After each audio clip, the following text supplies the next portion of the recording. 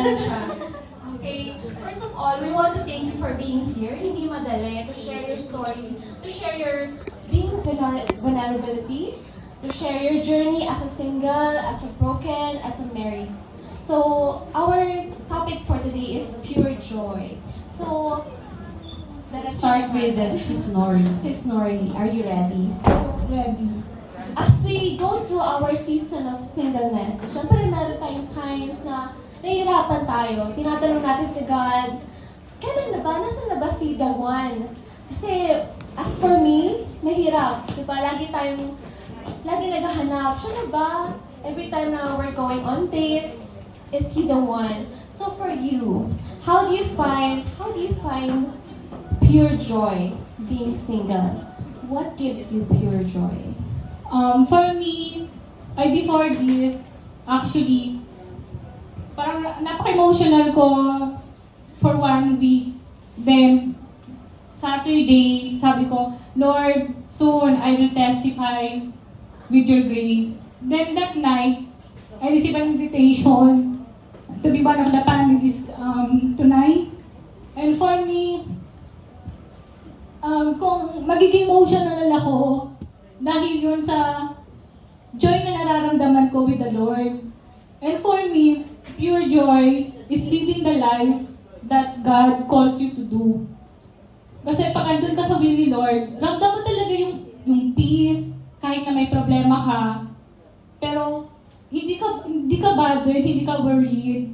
And andun talaga yung freedom. So yung pure joy na nagbibigay sa akin is nakita ko kay Lord. Hindi dahil sa topic natin is pure joy, but it's really from the Lord. And what gives me pure joy is the gift that I have, which is entrusted by the Lord. I learned baking. That is during pandemic 2020. It's natural lang siya lumabas, hindi nanonood ako sa YouTube. Pero napansin ko na every time na parang isang video lang, nasusundan ko siya. So yun yung nagpapasaya sa akin kasi before, 1 day off lang ako. So hindi ako mahilig matulog. So gusto ko pag off ko, may ginagawa ako. So yun yung ino-offer kong service sa relative ko na kasama ko dito sa UAE. Amen. Okay lang ba palakpakan natin siya? Napipunin niyo na ba yung mga baked goods ni Sis Nori? Yes! Kaya dahil dyan, ipapromote natin yung kanyang bake shop. Meron, bilang niyo sa Facebook, ang Facebook page mo sis? I-claim ko na yung victory na binibigay sa akin ni Lord. Favored Nori Bake Shop. Amen! Magaling ni Sis Nori, no? Kasi isang video lang, nasusundan niya na yung baking ako, yung pagluluto. Yung, kahit na best ko panoorin, nakakalimutan ko siya palagi sa susunod na pagluluto ko. Talagang hindi ko siya gift. Buti na lang si Pao, siya yung ang naging understanding namin, siya yung tagaluto. So wala kaming away pagdating sa kusina. Diba? It's a gift, and then it's a gift from God talaga. And kahit anong mangyari, di ba, when we're on a journey of singleness, we're stepping out boldly on faith. We have to walk in faith, not by sight. So I'm honoring Sis Nori kasi alam ko yung pinagdaanan niya and yung hindi madali talaga. So, Once again, let's clap our hands for Sis yes. Nori. Para naman sa second nating guest, Sis Joyce. Sis, it's the same question. How do you find pure joy as a mother and as a wife? Thank you for the question, sis. First, mag-start ako, how do I find pure joy as a wife? Because, knowing that my husband is actually God's gift or siya yung answered prayer ko. So, for me, I'm really grateful talaga that God, nakita ni God and God used my husband para mas maging mapalapit ako sa kanya. So, it gives me pure joy that God is directing me to the right person, which is my husband, who's always there, loving me unconditionally in spite of yung mga pinagdaanan ko na mas masakit. And as a wife, as a mother naman, bigyan ko lang kayo ng konting story. Because I quit my job 11 years ago when I was about to give birth dun sa eldest daughter namin. And talagang in-embrace ko yung pagiging mother sa kanya kasi excited, di ba? And fast forward, nagustuhan ko yung pagiging mother, kaya nga nakadalawa pa kami. So we have 3 awesome daughters, no? But you know, during that time, hindi lang naman yun panay pure joy, di ba, na may kids ka. Because being a full-time mom pala, full-time mother, ano yan, it comes with excessive overtime, unpaid ka. So sometimes nauubos na yung lakas mo that I want to give up. Okay, but there are times nung lumalaki na yung mga anak ko, ang nangyayari, parang pag naririnig ko sila na naglalaro or basta nagsisigawan na lang, parang umiinit na kaagad yung ulo ko. That's the truth. And I'm sure yung mga moms dito makaka-relate dun sa sinasabi ko. Because pag ikaw lang pala mag-isa talaga ang hirap.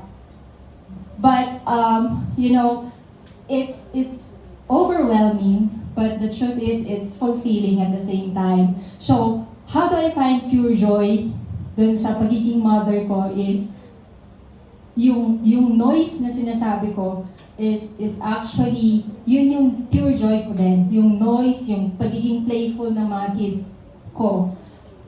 As long as, you know, I surrender everything kay God. Kasi ang nangyayari, kaya ako lang naman sila binabawalan because I know that I don't want them to get hurt. Pag naglalaro sila or sobrang ingay, baka mapagalitan kami ng mga kapitbahay. So when I surrender to God, I let go, I let my kids to be kids. You know what happens when you let go, there is peace. And when there's peace, there's pure joy. So I enjoy the moments with my kids. You know, enjoying yung laughter nila instead na ang tingin ko, noise. So that's it. Amen. Amen. Ito po sa mga nakakalimutan sa kanila. Sino mga mami dito na may mga bata pa or may mga toddler? Ayun ang mga bakula, di ba? Alam mo, sa totoo lang, challenging talaga naman na may kids, pero masaya. Pero may times gusto kong layasan yung mga anak ko. Parang pag nakukusing na ako sa ingay nila, parang gusto nang lumayas talaga. Sabihin kay Pao na lalabas muna ako mag-isa. Pero nakakamiss din yung ingay. Pag tahimik na sila, parang mas nakaka-bother na tahimik masyado yung mga bata. Parang namimiss at namimiss mo yung mga anak ko. Amen. So, our third guest is Sis Jamie. Okay, Sis Irene, are you ready? How do you find pure joy and embracing adversity being a single mom? Acceptance. Ay, sorry. Sa sobrang acceptance sa lahat ng nangyari sa buhay ko. Kasi parang feeling ko masyado kong for the last 9 years ng buhay ko, masyado ko siyang binigyan ng timeline. Masyado kong plinano.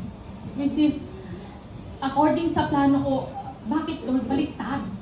Kung ano yung pinaplano ko, bakit baliktad silang lahat? Then, came 2017, sabi ko, I've been praying long before na sabi ko, God,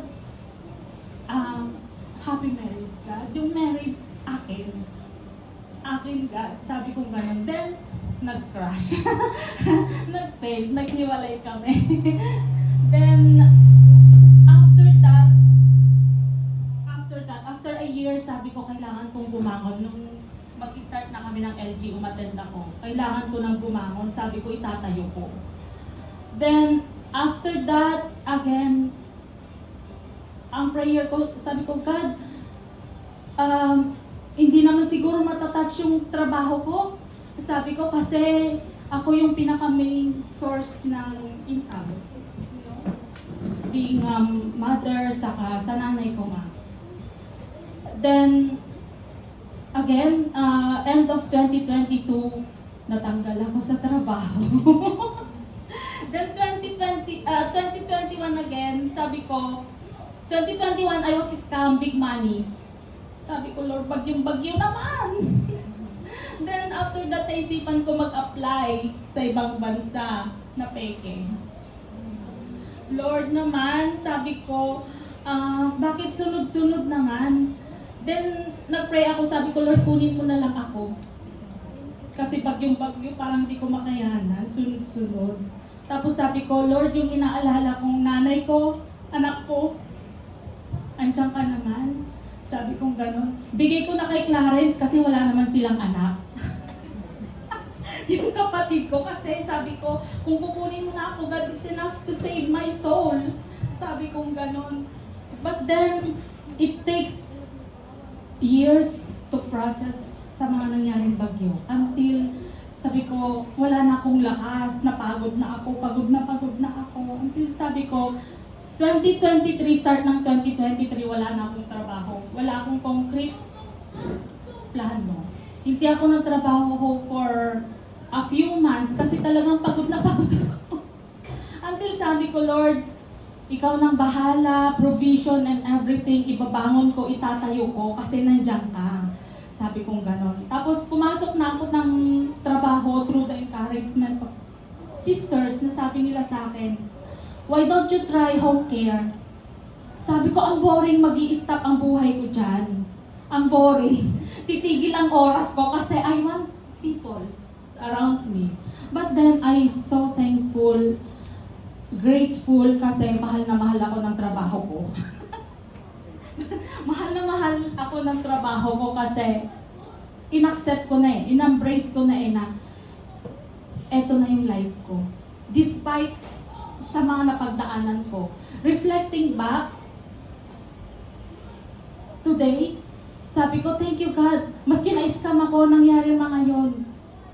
2 years free ang tuition ng anak ko. I didn't expect. Yes.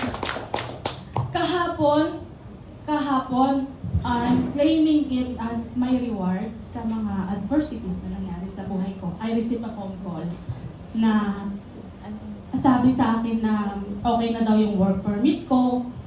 Then hindi ko ma-absorb, hindi ko ma-process. Hindi ko ma-absorb, hindi ko talaga ma-process until nag-call again ako sa agency na sabi sa akin, pakinggan mo kasi kung ano sinasabi ko. Kasi sabi ko, hindi pa, bukas pa ang Jewels, pure joy na pure joy na ako.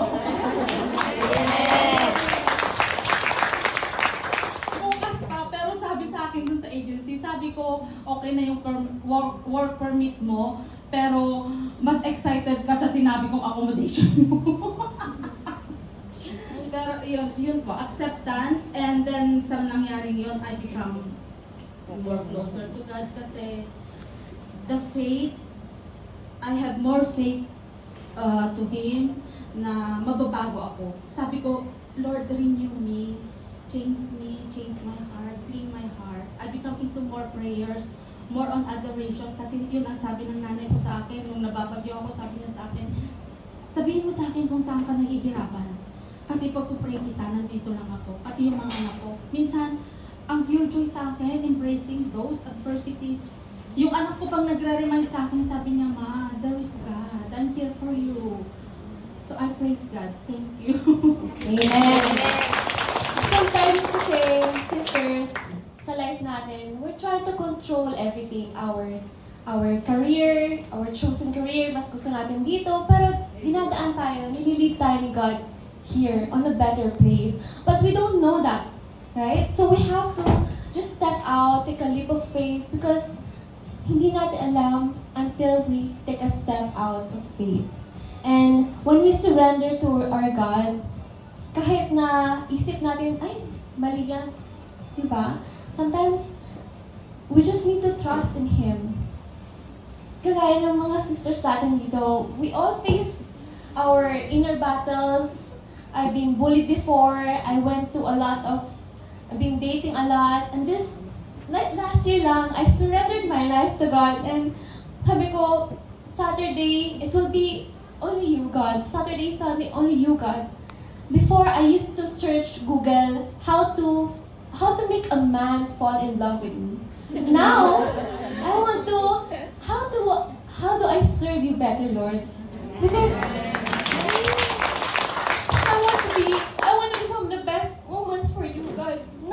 become the best woman for a man.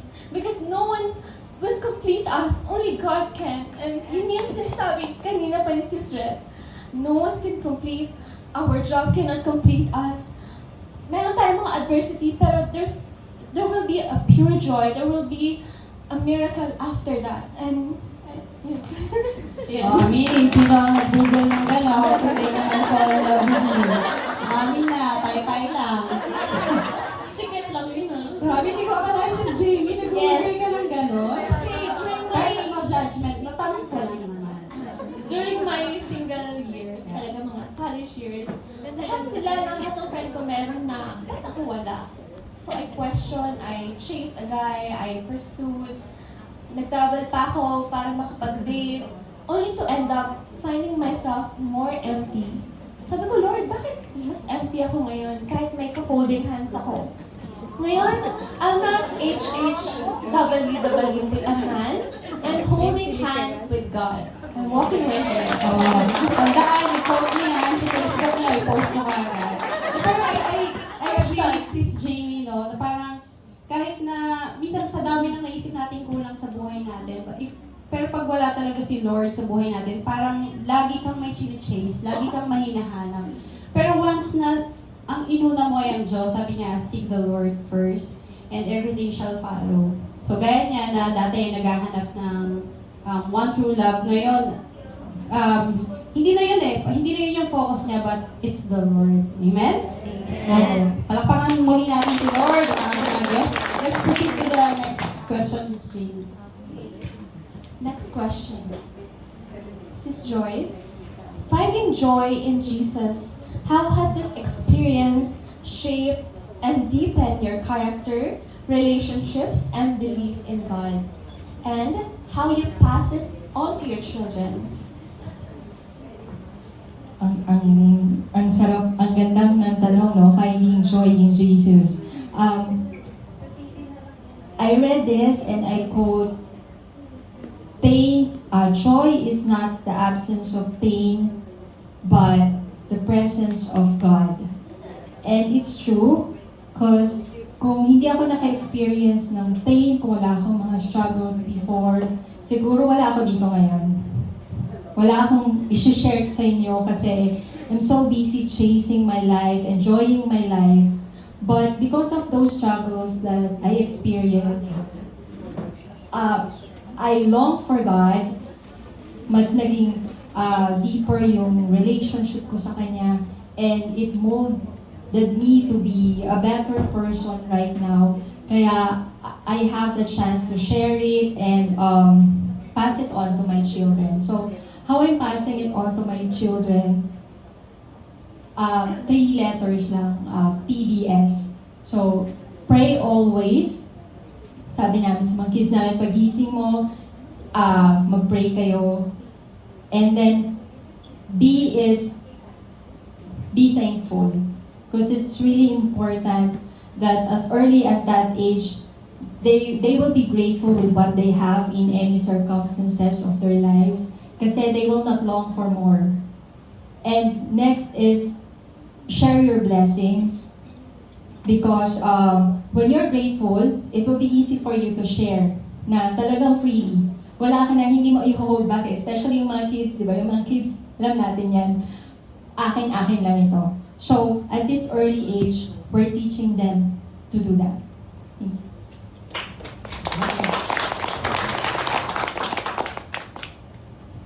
Okay, wala na kayo sasabihin, no? As a mom din na nakaka-relate sa kanya, I always surrender yung mga struggles ko as kay Lord. Kasi ang hirap din talaga. Yung mga anak mo, tapos I've been a mom, or full-time mom, 4 years bago ako bumalik sa trabaho.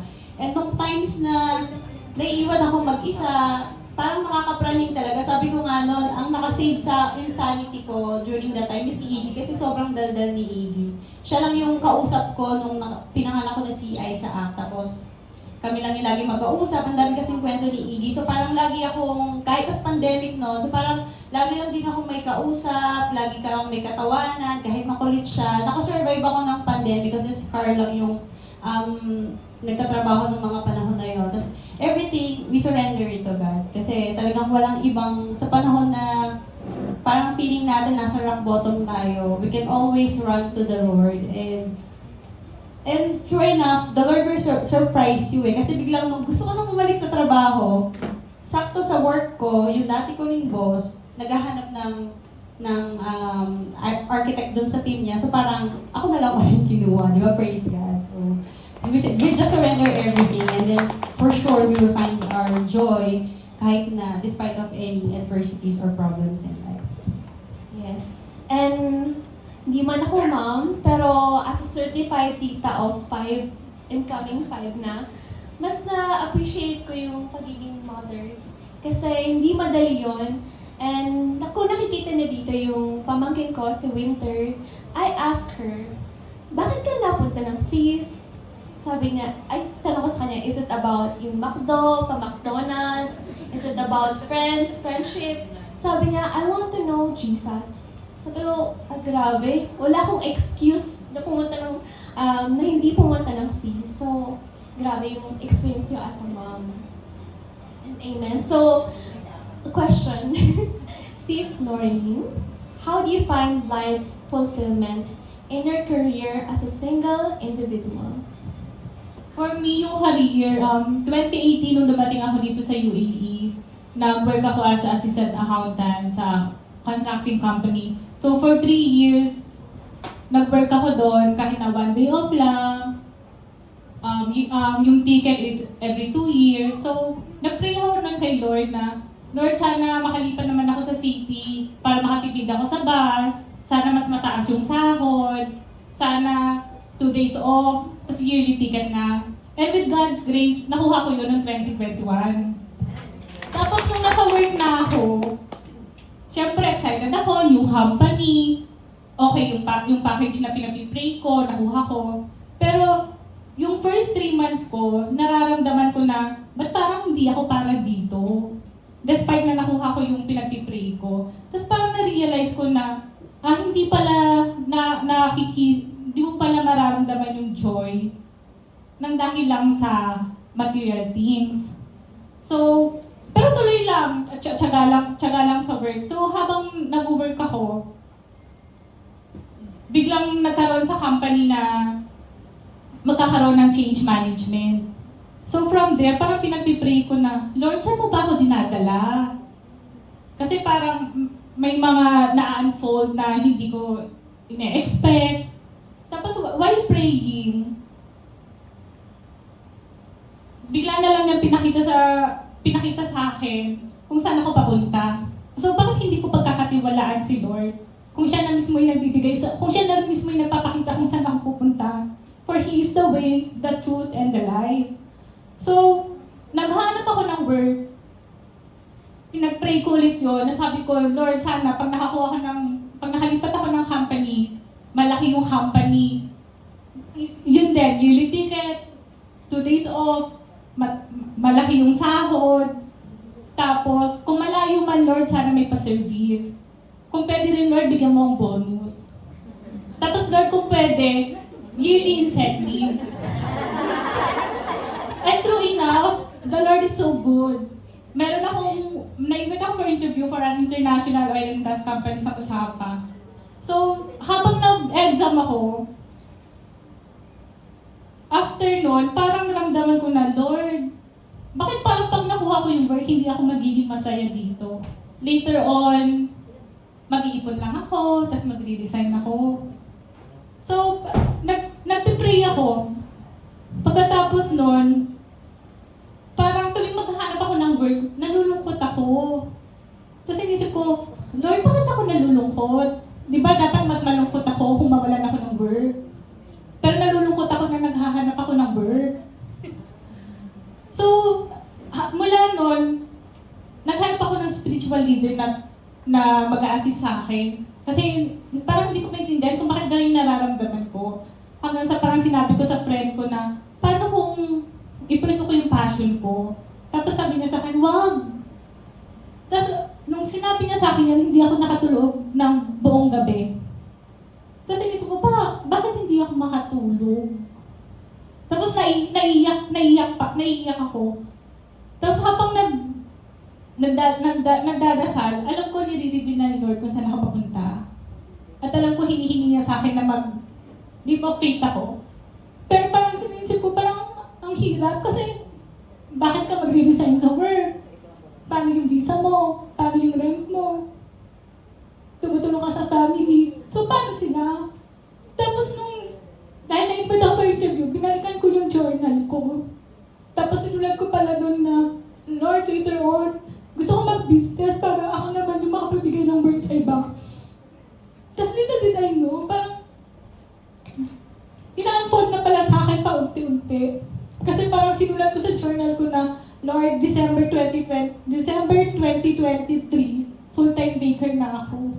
Pero hindi ko siya parang pinaplano. Basta sinulat ko lang yung nararamdaman ko. Hanggang sa nagkaroon na nag-decide yung management na, yung company namin na gusto kami lipat ng Dubai. Ayaw namin lumipat ng Dubai. So doon ako nag-start maghanap ng work. So pag titignan mo, nakasurvive ako ng mag-8 months na wala akong fixed salary. So, saan nanggagaling yung pinambabayad ko ng rent, ng visa? Tapos gusto ko ba na pahirapan yung sarili ko dito sa UAE? Gusto ko ba na mag-exit ako? Hindi. Pero yung last na exit ko nung July 31, grabe yung presence ni Lord sa akin. Kasi dapat 6:50 ng July 31, 6:50 p.m. yung balik ko. Pero nung habang nasa Oman Airport ako, 2 o'clock, hindi pa nare-release yung visa ko. So, nagpipray ako, parang relax pa ako kasi may oras pa naman ako. So, nung 4 o'clock na, wala pa. Tapos sabi ko sa agency, ate, yung Etihad, mag-open na for check-in. Tapos sabi niya, nagkaroon daw kasi ng problema sa portal, so hindi maka-issue ng visa. So from there, pag nag-start na ako mag-grocery, for every 30 minutes nag-follow up ako sa agency. Tapos 5:40, sarado na ang counter check-in ng Etihad. So sasabi ko, Lord, paano ako dito? Iwan ba ako dito? Tapos sinabi ko sa kanya na, Lord, pag nag-last minute yung visa ko, kausapin mo yung mga staff dito na papasukin ako. Tapos 6 o'clock lumabas yung visa ko. Sinasabi na before nung mga staff doon na mag-rebook na para hindi na sayang. So nung 6 o'clock lumabas yung visa ko, inassist ako ng Omani supervisor doon. Pinagawa niya ako ng boarding pass, tapos tinawagan niya pa yung Etihad mismo na may passenger pa on the way. Tapos habang palabas na ng immigration, ramdam ko yung presence ni Lord. Kasi yung Omani supervisor, pumunta pa siya mismo ng Etihad gate para lang i-check na naka-onboard na ako. So yung time na yun, parang, Lord, kasama kita buong travel. At alam ko na siguro yung passion na meron ako, I am sent for a mission. Alam ko yun. And yung leap of faith ko, eto na, 8 months na ako na walang fixed na salary. So lahat ng gagaling, provided lahat yung ni Lord sa akin. So, parang sa akin, hintay lang ako, Lord, ano na ba? May hinihintay ako malaking provision sa Kanya, pero hindi pa nangyayari. Tapos parang lagi niya lang sa akin yung remind na, be steadfast in faith, like Job. So, hintay lang. May mga bagay lang talaga na kailangan mo lang ibigay yung buong tiwala mo kay Lord. At siyang bahala sa'yo. Kung pinakita naman na niya na para sa yun, darating yun, tiwala lang. Amen. So, may God be praised. Diba? Grabe, 8 months, without fixed salary, diba? Pero God really provides for whatever we need. So, dahil konti na lang yung time natin, let's proceed kay Sis Irene para sa question. How do you get up or surpass all life struggles being a mom and in your career? Praise God, in my career, sabi ko nga, mahal na mahal ako ng trabaho ko. I'm working in a home care for almost 1 year and 4 months now. Na ang sabi ko noon, titigil ang mundo ko sa trabahong ito. Kasi sanay ako sa tao. But then, I really praise God na nilagay ako sa season na to ng buhay ko. Kasi being alone, taking care with the elderlies and babies here in Abu Dhabi, I become more prayerful kasi pinapatahimik ako ni God. Sa isang bahay, 2 lang kami ng pasyente or the families. Habang pag nagdadasal sila, sinasabayan ko din. Kumakain sila, sinasabayan ko din kasi they are, prayerful peoples then. So, ayun, saka isa pa, inspiration ko talaga ang family ko, ang anak ko, to get up every day to surpass all of this kasi kailangan kong itayo yung sarili ko para ma-inspire sila, para yung anak ko lalaki din na bilang mabuting anak ng Diyos kasi para ma-inspire din siya sa akin. At isa pa, ang nanay ko, inspirasyon ko siya kasi siya na lang ang natira sa amin na nag-aalaga sa anak ko. And then, I'm really thankful na nasusurpass ko talaga ang mga kabagay-bagay na ito kasi I believe God is with me. Sinasamahan niya ako sa lahat ng journey at season ng buhay ko. Ang trabaho ko, mahal na mahal ko din kasi I'm touching people's lives. Hindi madali ang magtrabaho ng elderlies, babies, kasi napakalaking challenge sa akin. Kabaliktaran, iniwan ko yung nanay ko doon. Sinong mag-aalaga? Matanda na siya, 75 years old. They're all alone sa bahay namin. Sila ng anak ko. But then, I give all to God. Wala akong masyadong expectations ngayon sa buhay ko. But I want God, sabi ko, I want God to lead my life. Kasi wala na akong kakayahan. Kundi, I want God to flow over in my life every day. Kasi kung yun inaalala ko sila, kung sino mag-aalaga, Mama Mary will give the best care. Kasi I'm giving also my best care sa mga inaalagaan kong elderlies and babies dito. So, praise God. Amen. Amen. Thank you, Sis Nori, thank you, Sis Joyce, and thank you, Sis Irene. I think, sa any stages ng buhay natin, whether single ka or married, meron tayong kanya-kanyang challenges that we need to embrace.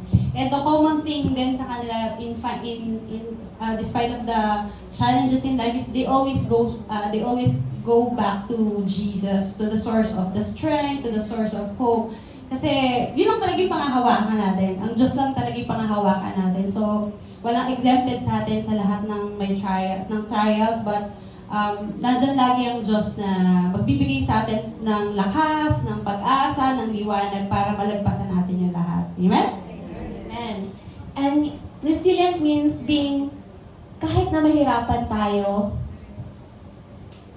it's all about asking God, Lord, hindi ko to kaya eh, pero I trust in you. So, be with me in every step of the way. And yung pagiging pure joy, our heart is overflowing with happiness despite our adversity. And in that, amen. Amen. Marami pong salamat. That's the end of our final segment. Thank you po. Thank